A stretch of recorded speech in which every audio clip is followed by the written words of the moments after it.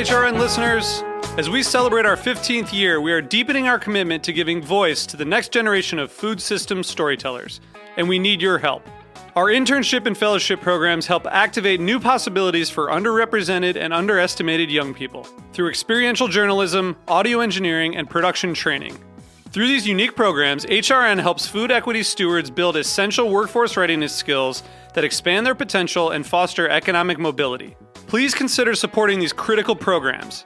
And with a minimum donation, you can be entered to win a dinner for two at an amazing restaurant in one of 8 cities and tickets to a concert at a great venue in one of those cities. We have incredible partners across the country who have donated, as they also share our passion for helping to educate the next generation of food systems storytellers.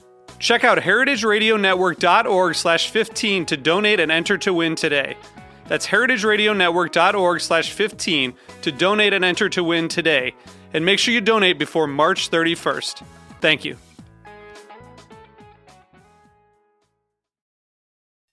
This episode is brought to you by MoFad, the Museum of Food and Drink, inspiring public curiosity about food. Learn more at mofad.org. You're listening to Heritage Radio Network. We're a member-supported podcast network broadcasting over 35 weekly shows live from Bushwick, Brooklyn. This year, we're celebrating 10 years of food radio. For the past decade, we've been taking you behind the scenes of farms, restaurants, breweries, school cafeterias, and more.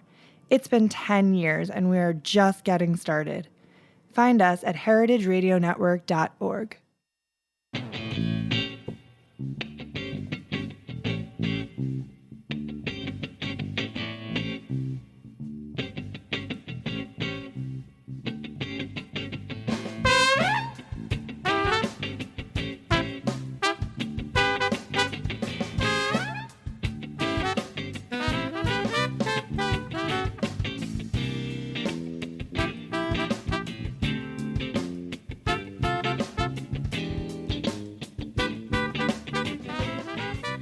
Welcome to the Grape Nation, your weekly wine journey. Our guest is Alan Meadows. We'll talk to Alan about Burgundy and his new book. I'm your host, Sam Ben-Ruby. Stay with us for the Grape Nation on the Heritage Radio Network. We bring wine to the people.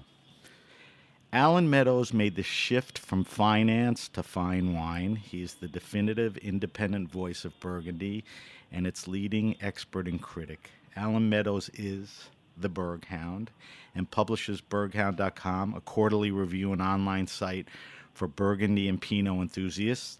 Alan just published his new book, Burgundy Vintages, A History from 1845. It's an essential reference book for Burgundy enthusiasts. Alan also covers California, Oregon, and some Champagne. Alan, welcome to the Grape Nation. Thank you for coming on. Thanks for having me. It's great to be here. Great. We got a lot to talk about, Alan, so let's see if we could stuff it in this hour. The first thing I want you to do... All right, I'm ready for the challenge. Okay, that's a challenge for you because you know a lot. The first thing I want to do is I want the audience to get a sense of, who you are. So give us a little background on your journey in life and wine that really got to where you are today, which is the Burghound and your current book. It's a good story, so let's hear it. That's sort of like saying, when I was 3, I did this. No, start, in business and all that. No. I was just, I know. I'm just kidding. I know. I scraped my knee and my brother hit me. Go ahead. Yeah, exactly. Which turned everything around. Right. No, I started life professionally anyway as an aspiring finance guy, and that actually worked out okay. And I spent quite a while doing that, but it afforded me the opportunity to travel quite a bit. Right. And when I was getting my MBA, I actually had already been bitten by the wine sickness and took a part-time job in a little wine store just so I could be around it. And really? I happened to taste a great wine from the Domaine de Romani-Conti. I mean, I didn't know anything, but I thought it was great. And it was from a vintage that wasn't, as it turns out, nothing special, but it so impressed me that I said to myself that, you have to go and see the people and the land that created this form of beauty that I had never seen before, never even imagined existed. I mean, I tried a few wines that I thought were pretty good, but nothing that really was, in wine geek speak, that proverbial aha moment that really makes you sit up and notice and say, there's really something here. And so as soon as I had my MBA in hand, I went off to Europe, and I went to Burgundy, and I was just going to travel around for a while, but I wound up staying there. And from that point forward, every time I got a chance to go to Burgundy, I started doing that because I was young and not married at the time. And so I had a fair amount of flexibility, and I started to learn a little bit about it, get a network of domains and people I knew over there. One thing led to another.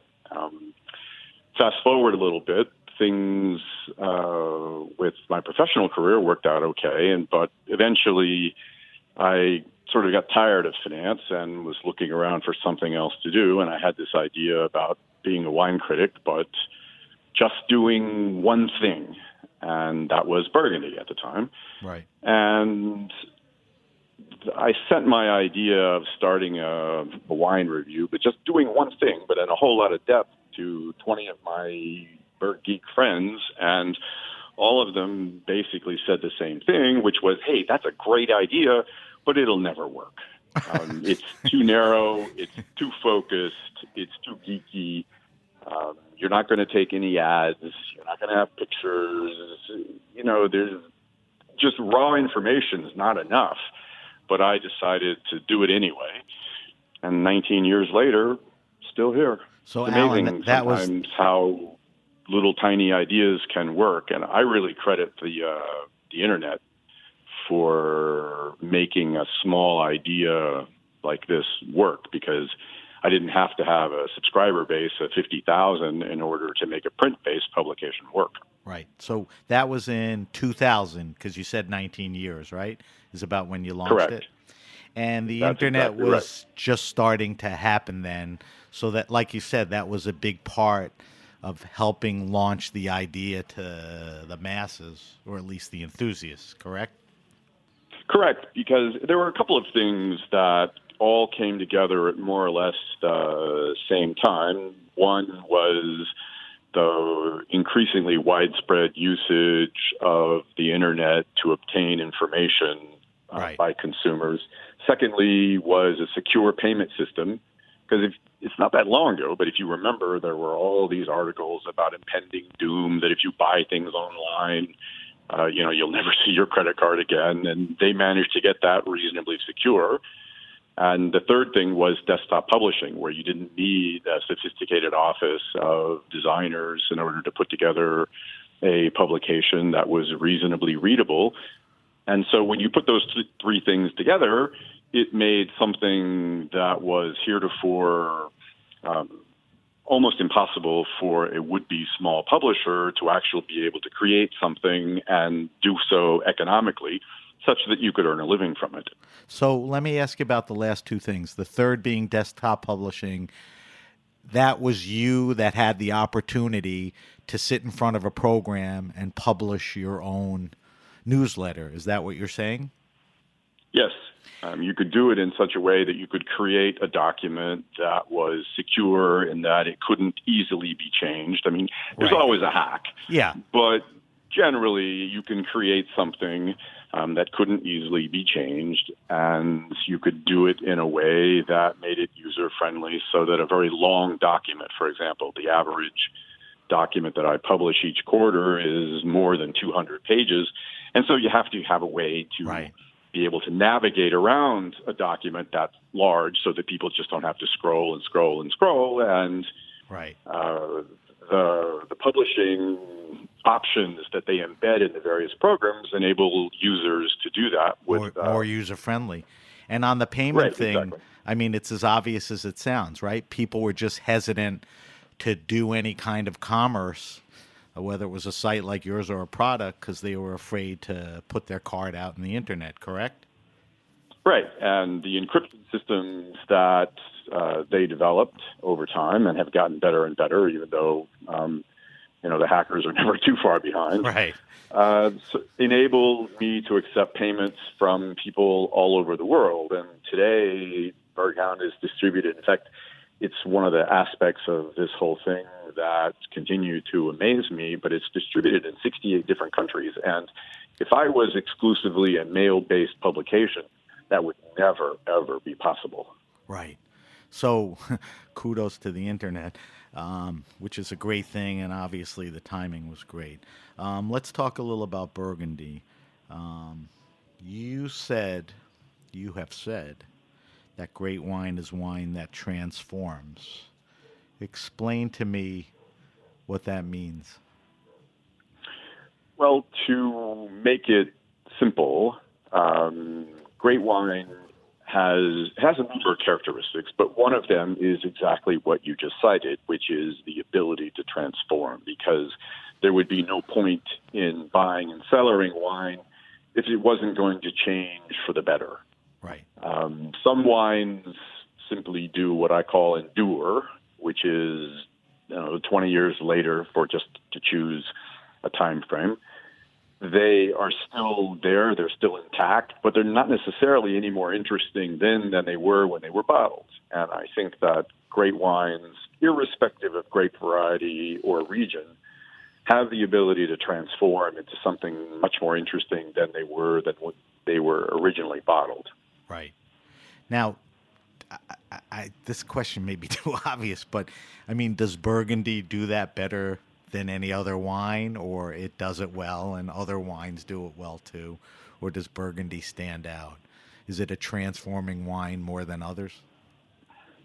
I don't know that it's necessarily better at transforming than other regions or other grape varieties, but it has an uncanny ability to become much more interesting with time. And one of the things about great Burgundy is that you can't easily capture it. It's constantly changing in the glass, and so you have a snapshot, and then you look at it again 2 minutes later, and it's morphed into something else.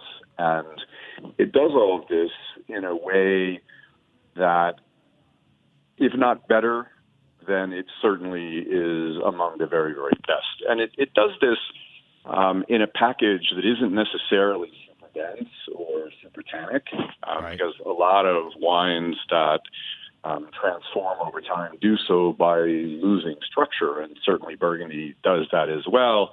But Burgundy, at least fine red Burgundy, isn't a monster of concentration or structure. In other words, it's not Bordeaux or California Cabernet, or Syrah-based wines, Hermitage, et cetera. Right. That's not its forte, is power. Its forte is finesse and elegance and refinement, as well as an incredible ability to go well with food. Right. So it's a great food wine, as much or more than any other one. I think there's no region like Burgundy, and let's talk about that a little. I mean, a few things come to mind that I want to talk to you about. There's this physical geographic part of it that, I need you to explain. I mean, there's no wine region where the land is parceled out, it's broken up, the same guy has property. Just talk to me about, not the terroir, the soil, but just, how the vineyards, how it came to that. Well, the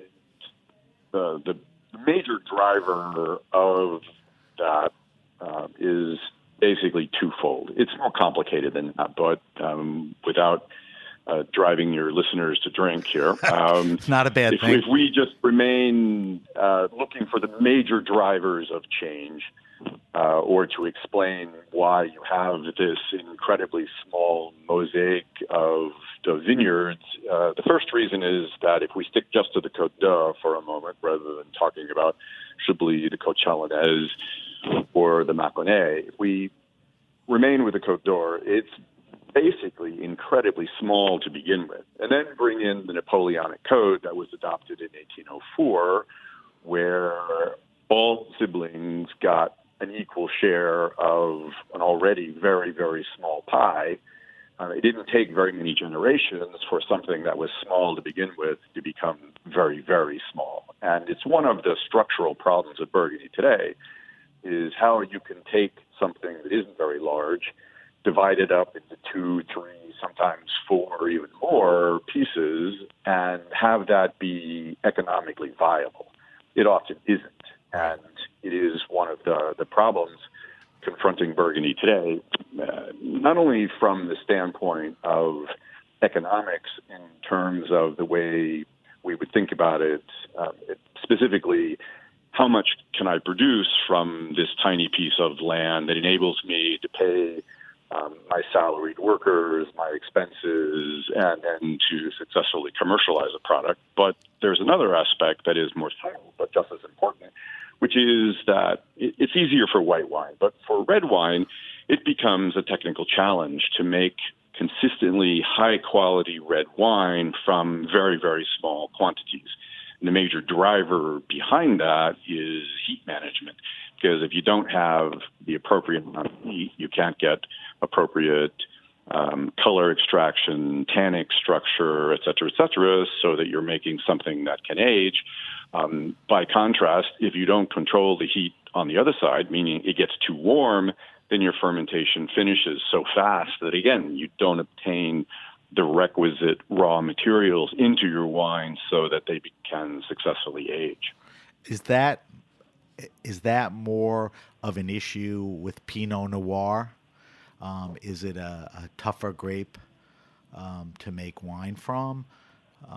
Your instincts do you credit, seriously, because Pinot Noir is a naturally thin-skinned grape. Now, you can have thicker skins when it's hot because the thick skins develop as an evolutionary defense against extreme heat or sunlight. And so it's not to say that Pinot Noir is incapable of developing a thick skin, but it's relatively rare.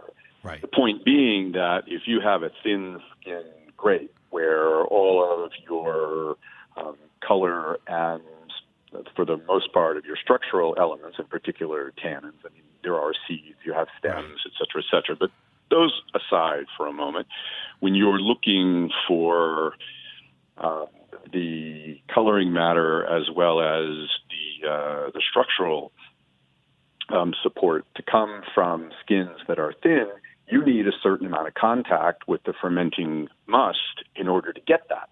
Right. And if your fermentation time, what they call the couvaison, is too short, then you can't get that.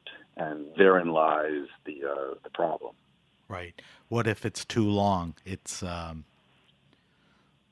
well, if it's too long, that's generally a decision, or just to be blunt about it, an error by the winemaker. Because if you let it go too long, you generally start to extract less desirable tannins.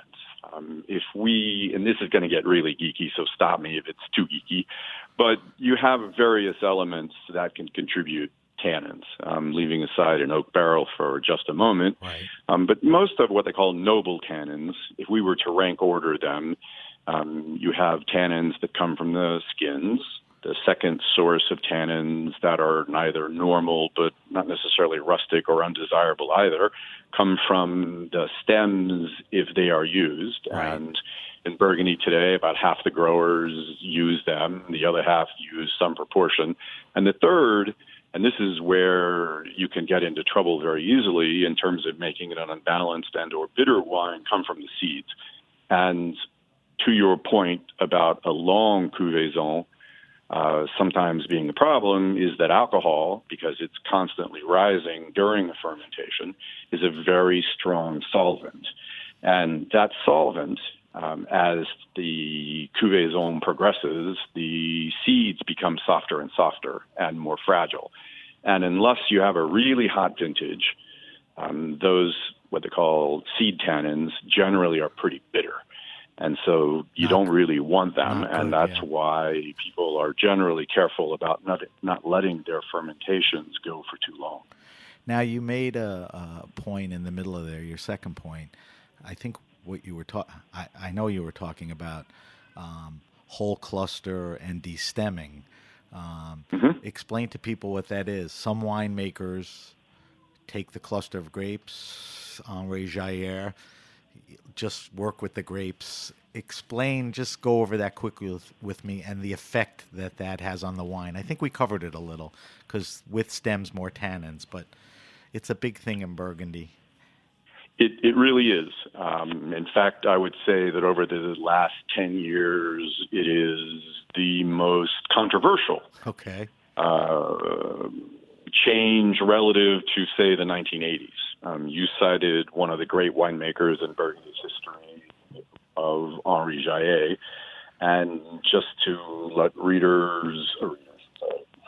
my own listeners know that Henri Jayer was completely against the use of stems.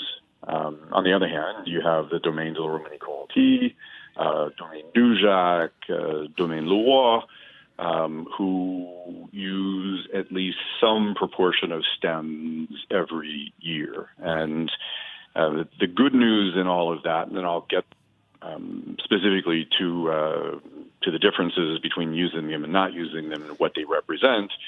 But all four of the domains that I cited, which were Jayer in his day before he passed away in 2006, and then Domaine de la Romanée-Conti, Dujac, Leroy, it's impossible to argue credibly that all of them don't make fantastic wines. And to me, that says that making great Burgundy is less about technique than it is about terroir, respect for the land, and really, really good viticulture. So you can make good Burgundy with and without stems. With that being said, making red Burgundy with stems has a lot of pros and cons. First of all, you have to be sure that your viticulture is really, really state-of-the-art, because if it's not, the stems are not going to be clean. And so the last thing you want to do is, because stems tend to be a magnet for rot, for botrytis. And so you have to be really careful that if you're going to use them, that they're clean. Second thing is that it can also be a source of green tannins. If you've ever had herbaceousness in wine, vegetal, which most people, including me, don't like, then in a vintage where ripeness levels are perhaps not even average, you probably don't want to use very much. By the way, I should point out to listeners that this is not an all or nothing equation. You can have 0, you can have 100%, but now you can choose how much of the stems, what percentage that you choose to employ. After that, then you have a variety of technical elements. I'll just tick them off very quickly. Stems tend to be a deacidifier because they release potassium into the must. They also absorb color. They absorb alcohol. So you almost always have a lighter colored wine if there is a significant proportion of stems. This is to say more than roughly 50%. The other side of it, though, is that it imparts a spiciness and floral elements to the nose, which many people, including myself, find to be highly attractive. And then the other element, which is what you cited yourself just a moment ago, is that depending on how it's vinified, it can be another source of tannin, which adds to longevity. If you boil all that down for a moment and say, what is the major pro and con, is that generally wines made with stem require longer to be approachable. And so for those who like the immediacy of fresh fruit, it may be that wines made with a significant proportion of whole cluster wouldn't be their cup of Burgundy, at least not right away. Right. So stylistically, I mean, the winemaker chooses what they want to do, and the consumer, can decide what styles they like. It's interesting. The other interesting thing to me is, I mean, Burgundy is just a region basically with singular grapes. There's basically a singular red grape and a singular white grape. I mean, I can't think of any other region, with such prominence relies on those two grapes and Pinot Noir, being the more dominant. Can you think of any other area? I mean, that's Burgundy's wheelhouse, right? Yeah, it is. I mean, you can get other regions that are what they call monocépage, which is just simply a French word saying it's a singular grape variety. There are a couple. You could look at Côte Rôtie, which you could say, okay, have a little bit of Viognier, but even that's Right. limited to 15%. Right. And so that would be one. The great regions of the Moselle, the Saar, the Rheingau tend Riesling. to be 100% Riesling. Right. So it's not as though they don't exist, but they are definitely in the minority. Most wines, be they red or white, generally have some combination of grape varieties in them rather than being exclusively from one grape. Right. I mean, even in the U.S., for example, you can call some things Zinfandel or Pinot Noir, but you have the right to blend up to 25% of another grape variety and still use the dominant grape variety on the label. Burgundy gives you up to 15%, but there are a lot of restrictions. And so if you see Pinot Noir on the label, it's telling you that it's Pinot Noir, or for that matter, if it says Chardonnay, the same restrictions apply. Right. So you're saying in Burgundy, you can blend up to 15% of other specifically permitted Designated. grape Okay. varieties. Okay. So, for example, you could, if you had them co-planted, you could have Chardonnay or Pinot Gris or Gamay. Right. But most of the best wines, usually the only time you see that is at what they call the regional level, and 95% of all regional wines in Burgundy have Bourgogne on the label. Right. There's a few exceptions in the Maconnais, and it's not worth going into because it'd be the tail wagging the dog. But usually when you have something else in it, it's at the regional level. Right. And you said Bourgogne, and that we'll talk about that in a few minutes, but that's a good entry-level wine. Talk to me about terroir. Is Burgundy, is the soil, tell me what the soil is and how much it varies, and is it perfect for growing Pinot Noir, or is it challenging? Does it make the wine so unique, the terroir? Well, basically, you could think about, to invoke Matt Kramer's definition. I have a slightly different one, but I think Matt's is an extremely good one, which is the terroir is that sense of somewhere-ness, meaning that it's telling you that it's from here and not over there. To me, that is the brilliance of coming back to your prior point about a wine region that is essentially married to two grape varieties. Again, a couple of exceptions. Right. But essentially two grape varieties, Pinot Noir and Chardonnay.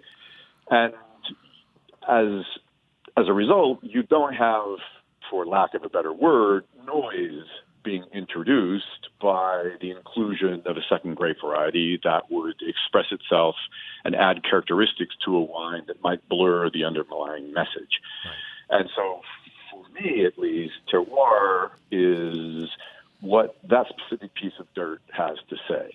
And we tend, I think, as consumers to view terroir as something magical, but I would argue that it's actually fairly banal in that every piece of dirt that is delimited in some fashion has something to say.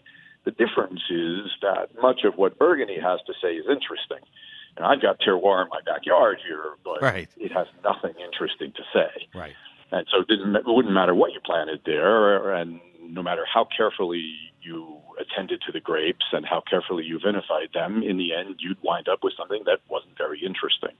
And so I think that it's Burgundy's blessing to have terroir that has something interesting to say. They use that single grape variety, which I tend to view as a bit of a lie detector because Pinot Noir in particular is so exquisitely sensitive to how it's farmed and how it's made that you can relatively easily see what's going on. And one of the interesting aspects, and I've written extensively on this from a historical standpoint, is that why tradition was established of using only one grape variety and why it persisted, because it runs squarely in the face of a whole lot of very, very good reasons not to do that, in particular economic. But we could cite other reasons why it's not a great idea to do that, and yet while there have been deviations over time, essentially 2,000 years or perhaps even longer have gone by, and Pinot Noir has been the dominant grape variety for a very, very long time. And when you consider how long this has been going on, and again, for all of the economic reasons that I could cite as to why this really isn't, if your goal is to make the most money, right, it's not that you wouldn't do that. Right. Two things, and then we're going to take a break, come back, talk a little more, and I want to talk about the book in a little detail with you. Okay. Comment on both of these. I mean, are the effects of climate change and global warming, having a major effect on the region? And I think Burgundy was always a region where sustainability, organics, and all that were important, but there was a time when it wasn't. Where are things at today as far as how the vignerons farm and their challenges with global warming or climate change? What's your thoughts on that? It's a great question because you get together with almost any winemaker and you talk for more than 15 minutes, that's a topic that eventually surfaces, and with good reason. Let me start by saying about global warming that I believe that if there is any wine region in the world that has benefited the most from global warming, it's Burgundy. At least that's an Burgundy. interesting comment and statement. I'm less persuaded it's been such a great idea for white Burgundy, but that's a separate topic, because Burgundy historically has been about at the farthest northern point to which great red wine could be consistently produced. But anybody that's been following Burgundy for very long knows that it wasn't all that long ago when you had a series of vintages that typically did not get ripe or were affected by rot or other technical problems such that the resulting product was drinkable but not necessarily great. In order to obtain ripe fruit, obviously sunshine and clement weather is important, but one of the things that they had to battle against in the past was how to fight against rot, how to fight against mildew, how to fight against certain pests, how to eliminate the competition in the vineyards with weeds and other herbs that are not desirable in the context of being in a vineyard, and what is the best way to eliminate those. And some people resorted to mechanical methods such as plowing. Others have tried biodynamic farming. Some have tried pheromones to confuse the insects, prevent them from mating. But there have also been periods, specifically in the 60s and 70s, where very strong chemicals, some people still insist on using them today, were consistently applied. And Claude Bourguignon, who's a soil scientist and is famously known for having commented, perhaps somewhat he went too far. He exaggerated the point to make a point, which is that the soils of the Sahara had more life in them than the soils of Burgundy. Now, that may have been a little too much, but it makes the point that after years of dumping chemicals and fertilizers and herbicides and pesticides, because it was cheaper and easier and quicker, it didn't do anything any good for the soils in which the vines were growing in. And happily, the generation that came to power in Burgundy in the 80s and 90s decided to change most of that. And this isn't to say that there aren't some people who still farm that way, but they are in the distinct minority today. Right. And on the climate change thing, are vineyards being farmed earlier or later? What's the they result? are being farmed differently. It is a great Alan, deal of debate right now as to about trellising, because for a long time, Burgundy trellised their vines very low to the ground. Explain what trellising is so people know. Yes, trellising is how you train your vines above the ground. You will see, for those listeners that may be familiar with vineyards in, say, California or Oregon, they tend to be trained fairly high off of the ground. Almost like a canopy, right? What's that? I'm sorry? Like a canopy? Yes, canopy management is what the whole process is called. But you can train high, you can train low. In Burgundy, historically, they trained low because they wanted the heat that the earth absorbed during the day that would then radiate at night. Right. And so that helped ripen the fruit. Today, people are questioning whether they shouldn't train higher because they don't necessarily want the warmth from the ground in some vintages. Interesting. But, trellising something, you have to actually have wires to do that, and you can't easily change what's going on, especially, let's say your spring was very cool and rainy where you might want that warmth. Then the middle of the summer, it turns into the dog days of summer, and now all of a sudden you wish, well, geez, I'd like to train higher now. You're either all in or not. Right. Exactly. Right. But I would say that there is, on the margin right now, a movement to train higher. Got you. So that is just one small adaptation among any number of others in response to vintages where harvest dates, they're beginning sooner and they are ending sooner. I mean, in the entire 20th century, there was no vintage that started in August, and yet in the 21st century, we've already had 5. Wow. And that's not a statistical accident. No. I mean, there's an indication right there. Incredible. Right. Alan, we have to take a quick break. We're talking to Alan Meadows. Alan is the Burghound.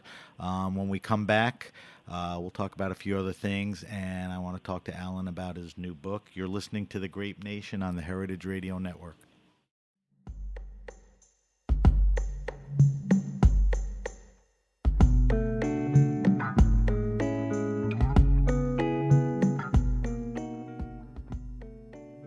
This episode is brought to you by MoFad, the Museum of Food and Drink.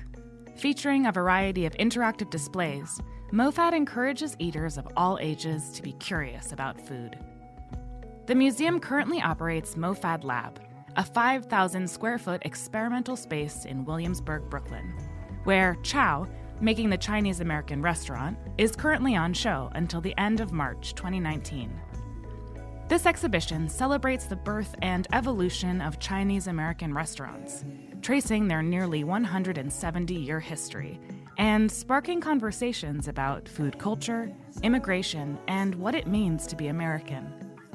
It highlights the evolution timeline of Chinese American restaurant menus, dating back to 1910, and also highlights a tasting section where participants get to enjoy tastings created by the country's most talented chefs who specialize in Chinese American cuisine. Make sure you check out Chow while you still can. The exhibition closes at the end of March 2019.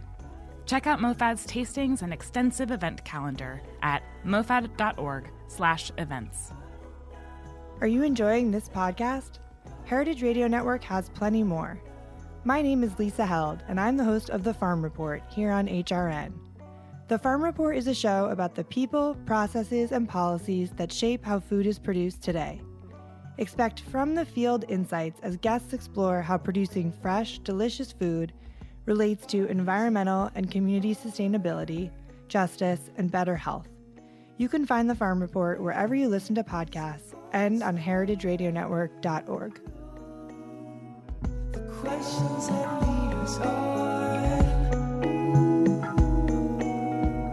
we search therefore. Okay, we're back. We're back with my guest, Alan Meadows. Alan Meadows is the Burghound. Alan, before we talk about the book, just help me and my listeners with this. We know that Burgundy's become so expensive and in most cases very inaccessible. Help us navigate how to find reasonable quality and accessible Burgundy. What should we look at? Where should we go? I mean, we mentioned Bourgogne. That may be one of the answers. But how can the rest of us drink Burgundy? That is also a great question. And for once, when it comes to Burgundian prices, can have some fairly good news in the sense that if you focus on the top 25 domains that everybody else seems to focus on, well, it's true. It's incredibly expensive. In fact, the word insane comes to mind. True. I don't quite understand why there seems to be this fascination with so few producers. Do they make great wine? Yes, they do. But the difference between what they make and what many others make, when you're looking at a price coefficient of 3, 4, 5 times more, to me, doesn't reflect the quality that's in the bottle. Is it fun to open a bottle from the Domaine Laurent-Conti or Sure. Rousseau or Roumier or de Vauguier or the great names? Sure it is. But if your goal is to drink well for reasonable on a consistent basis, then I think Burgundy still has a great deal to offer and offer something that gives you good price quality value. So how do we find that? I mean, what do we look for? I mean, I totally get your point. Stay away from the top 25, highest rated producers, which tend to be, expensive and low output. So where do we look? Do we look at certain regions? Do we look at Bourgogne? Well, I will start by saying shameless commercial message coming. You could always subscribe to Burghound because we'll get to that, Alan. I want my people. No. I'm actually just kidding. Doesn't matter. No, but I mean it sincerely. I want everyone obviously to know. But finish what you were saying. Just that you don't want to bring a knife to a gunfight. Right. So good advice is essential, whether it's from me or any of my other colleagues, is almost beside the point. But I think or a good that wine people store. that do it professionally are trying to find gems that are undiscovered. But if we speak in broad lines, then on the white side, I've been pounding this message for a while, and while prices have gone up some, I think they still remain pretty reasonable relative to the quality that's in the bottle, and that's Chablis. Okay. So if refreshing, crisp, racy whites with good minerality are what you're after, then Chablis represents a pretty good price point. You can start at around 25. Now, granted, they have superstars there too, and you can spend a whole lot of money for those. But even a good Premier Cru today is $40. And while I appreciate that $40 isn't something you're going to open every day of the week, it's not prohibitive. Right. The other possibility is to go to the Mâconnais, and even good Pouilly Fussé is, again, it's around $40. Right. It gives you a different style of white. There are others, by the way. There are good Macon Village, another appellation that's very large, and while quality is sometimes disparate, you can find very good price points with Saint-Véran. That's Veran. So it's Saint, like the saint, and then Véran. And you can usually find those at $25 or $30. And if you get a good one, they have reasonably good distinction. You can drink them young. It's not necessary to spend a lot of money. If you want to stick to the Côte d'Or and you don't want to spend more than $50, then you're probably going to be limited to regional wines. Again, Right. Those are ones that are indicated on the label with Bourgogne, or such appellations as Saint-Aubin, Beaune, Savigny-les-Beaunes. It's mostly red, but still they make some whites. But it's more difficult in the Côte d'Or. So if you're looking for high-quality white wines at affordable prices, the best places to look for the most part are in Chablis, the Mâconnais, and then is in the Côte Chalonnaise, there are two areas that I would point you to, which are, if you enjoy the Aligoté grape, then Right. Bouzeron, Right. or for Chardonnay-based wines, then there is one called Rouilly, which is Rully. And again, very good price-quality ratio. You'll rarely spend more than $50, and most of them can be found for $25 to $35. On the red side is Tougher? still doable, but it's not as easy. And Okay. there's a simple, fundamental structural reason for that, which is that the yields for good Pinot-based wines, in order to make good Pinot-based wines, are 50% lower than they are for Chardonnay. And so just from the standpoint of the raw materials that are going in to make the wine, you have less of it than you do with Chardonnay. Right. And so that's why just to choose an example, if you go to Trader Joe's here in California, they have big selections of a lot of things. You can still get a decent Cab or Zin based wine for $10, $12. It's very hard to buy good quality Pinot for less than 20.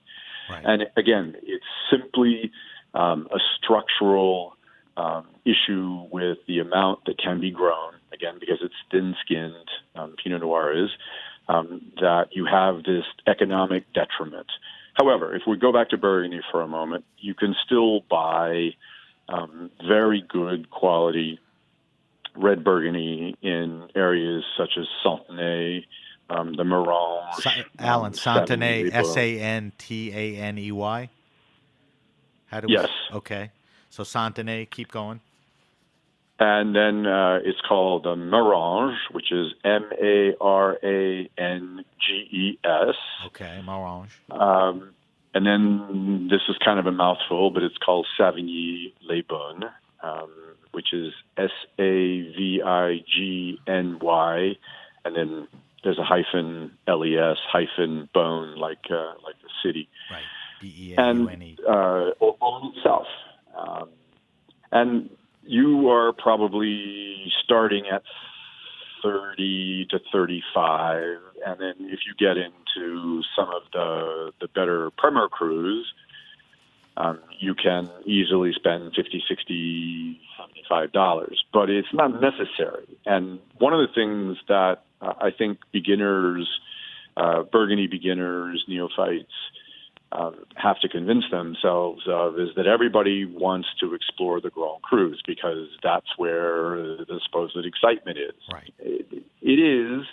On the other hand, that's not where you're going to find value. If it says Grand Cru on the label, it starts at 150 and goes up. So Okay. that's not the place to look Right. for value. Right. That defines the price point, and you have to look below that. But but we have great red suggestions and white suggestions, which I tell all my listeners we post on our social media sites. I'll kind of go over everything and post all of that. Alan, I want to talk about the book, which is really why I reached out to you, because I saw that you had recently published it. The book is called Burgundy Vintages, A History from 1845. It recently came out, and we'll talk about how to get it and where it's available. I know you self-publish it. Tell me why you wrote this book and now. It actually came about in a bit of a happenstance manner, I suppose, like a lot of ideas that wouldn't necessarily seem obvious at first, and the next thing you know, it exists. But about 12, 14 years ago, I don't know, I went to an incredible dinner at a domain that still has a lot of 19th century wine. It has more than anywhere else in the world. It's called the Bouchard Perry Feast. And they had a group of us there, and they had some wines. I think we went as far back as 1846. And I happened to bump into a friend of mine the next day who just said, "Hey, what'd you do last night?" And so I said, "Well, actually, I had this incredible dinner," and I ticked off some of the amazing rarities that I had the privilege to try. And he said, one day there's not going to be any of those left, and somebody should try and chronicle what it's like to drink wines that have more than 100 years old, or in some cases were made even before the age of phylloxera, which radically changed the world of wine. And at the time he said it, I kind of went, yeah, that's an interesting idea. But then the more I started toying with the idea, I started to say, I think if we expand the idea to beyond simply saying, here's what's drinking these old vintages or old wines, that you could actually come up with something much more comprehensive by writing about the history of Burgundy, but using vintages as a navigational tool to say that this is what it used to be, and here's where we are today. And the book lays out, because it starts in 1845, and the reason it starts there is because that's the oldest Burgundy that I've tasted. Right. And Pretty good. So there are 17 decades that are covered by the book because we go until 2015. By the way, I should mention that I wrote this with my co-author, a gentleman that lives in New York by the name of Doug Barzilay. That's well known to collectors. I think Doug is going to be doing some stuff at La Paulée this week in New York. Yes, he is actually. So look out. He has a seminar that he's giving on the book. Right. Anyway, in the 17 decades, because for me this represents 20 years of research. I've always been fascinated by the history of Burgundy, and it lays out decade by decade all of the things that were considered to be the state of the art, and then you bring in a lot of external influences and pressures and crises that occurred during each of these successive periods. Cultural, to say that economic. This is what it used to be like. Yes. Like cultural, economic, precisely. technological, how that had an effect. Absolutely. And even though making wine is a basic process that involves yeast turning sugar into alcohol and adding all these other flavor elements, it's actually a fascinating story with what happened in Burgundy, because for basically 140 out of the 170-year period that's covered, most small vignerons barely survived. And it's only in the last 30 years where this worldwide infatuation with the wines of Burgundy have occurred, partially because the quality has improved so much, but right. partially because It is one of the few places where consumers believe that they can get authenticity. Back to this whole notion of terroir, because, and I'm not criticizing Bordeaux, but when one chateau can buy another one and then use its own name, it's hard to argue that you're really dealing with terroir. It's mostly that you're dealing with a specific mark or a brand that makes wine in a certain way. There's nothing wrong with that. But it's hard to argue that you're actually talking about the characteristics of terroir. And I think that Burgundy is so popular today because people are looking for that touch of authenticity, and that is Burgundy's strength. And that's why I continue to argue that technique is never going to be nearly as important in Burgundy as it might be elsewhere. Right. But back to the book for a moment. The idea is to have explained in a way that we hope at least, is coherent to help readers understand why Burgundy is the way it is today. Aubert de Villaine, who is, for those that may not have heard his name, is the co-director of the Domaines de Romandie-Conti, has long argued that in order to understand Burgundy, you have to understand Burgundy's history. I think that is absolutely correct, and that is what Vintages, which is what we call this book for short, has endeavored to do. Right. We have to wrap up soon, but I want you to answer this one last question, and then we'll tell people where and how they can find the book. When you open up the book, how is it laid out? Is it laid out vintage by vintage? I mean, I know it Yes. is, but I want you to, explain. I mean, you start with your first vintage, and that's what consumes the 600 or so pages, right? Correct. Each vintage. It's basically chronological. We start in the 18th century, just to set the table. Right. This the is history, where the like you state of said. the art was at the moment. Then we jump to 1845, and then there is a progressive discussion of technique, style of wine, and it's not just technically speaking.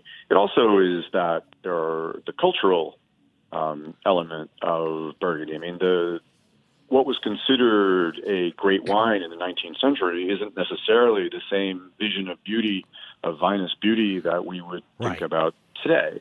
And so we discuss the evolution of cultural implications in Burgundy as well.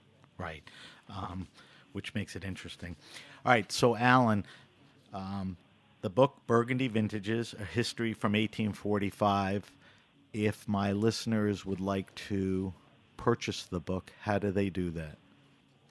They would go to my website, which is www.burghound.com. Burghound, like it sounds, burghound.com. Correct. Go ahead. And you will see a link saying purchase vintages. And the books are here in LA, and we then would expedite them to anyone who was interested within a day or two. Okay. First printing, we have another one coming. We've already ordered a second printing. Congratulations. Thank you. That's gratifying because as a self-publisher, you never know exactly how many to order. Right. So the reception has been so good thus far. I'm very happy and gratified to say that we've already put in an order for a second run. And on that site, there's a couple other things I'll tell my listeners. You should subscribe to it, but even if you don't, there's a ton of information. And also, if you're interested in subscribing to Alan's quarterly newsletter and all that, that's the same site. Alan is the Burghound. That's the book. The site is there. Alan, we got to wrap up. I told you it was going to go quick. Let me just do a few closing things. If If you have a question, suggestion, wine happening, or event, hit me up at sam@thegrapenation.com. That's sam@thegrapenation.com. You can follow us on Facebook at The Grape Nation. Follow us on Instagram at the hashtag The Grape Nation and at SBenRuby. On Twitter, we're at BenRuby and the hashtag The Grape Nation. I will post on our social media a lot of the information that Alan told us about. Now, Alan, I usually ask my listeners to do a wine list. I think what I may do is I may send you the wine list off air, ask you to please answer it, and then I will post it on our social media, on Facebook and all that. I think people each week love to hear what our guests are drinking, and I'm not going to let you get away with it, even though we didn't have time. So you could find the book at www.burghound.com. And what else? Social media? Can we find you on social media, Alan? Facebook, just under my own name, Alan Meadows. Okay. Most of what I do there, 99% of what I put is wine related. So it's not. I think that's what. Even though it's want. under my own name, it's not really a personal page. Okay. All right. Thank you to our guest, Alan Meadows. Alan is the Burghound. Look out for his new book. Thank you to our engineer, Amanda, as always, and everyone at the Heritage Radio Network. I'm Sam BenRuby, and you've been listening to The Grape Nation.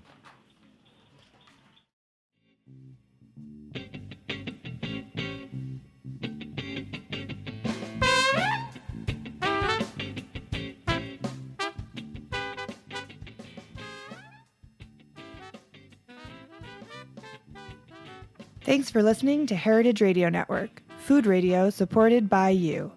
For our freshest content and to learn more about our 10-year anniversary celebration happening all year long, subscribe to our newsletter. Enter your email at the bottom of our website, heritageradionetwork.org. Connect with us on Instagram and Twitter at heritage_radio. You can also find us at facebook.com/Heritage Radio Network. Heritage Radio Network is a nonprofit organization driving conversations to make the world a better, fairer, more delicious place. And we couldn't do it without support from listeners like you. Want to be a part of the food world's most innovative community? Subscribe to the shows you like, tell your friends, and please join the HRN family by becoming a member. Just click on the beating heart at the top right of our homepage. Thanks for listening.